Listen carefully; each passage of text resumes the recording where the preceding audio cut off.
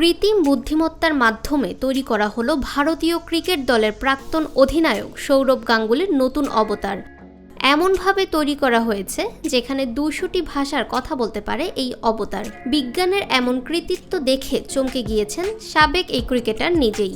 AI অবতার উদ্বোধনের পাশাপাশি অনুষ্ঠান থেকে নানা বিষয়ে মন্তব্য করেন বিসিসিআই এর প্রাক্তন সভাপতি। উত্তরসূরি মহেন্দ্র সিং ধোনির প্রশংসায় পঞ্চমুখ সৌরভ গাঙ্গুলি। তার মতে, ধোনি যদি খেলেন তাহলে অধিনায়ক হিসেবেই খেলা উচিত। ধোনির সেরা পারফরমেন্স বের করে আনে তার নেতৃত্বই। অনেকে বলেন, খাতায় কলমে ঋতুরাজ গায়কোয়াড় অধিনায়ক হলেও নেতৃত্ব দেন ধোনি। তবে অধিনায়কত্ব না করলেও ব্যাট হাতে দুরন্ত ফর্মে রয়েছেন ক্যাপ্টেন কুল।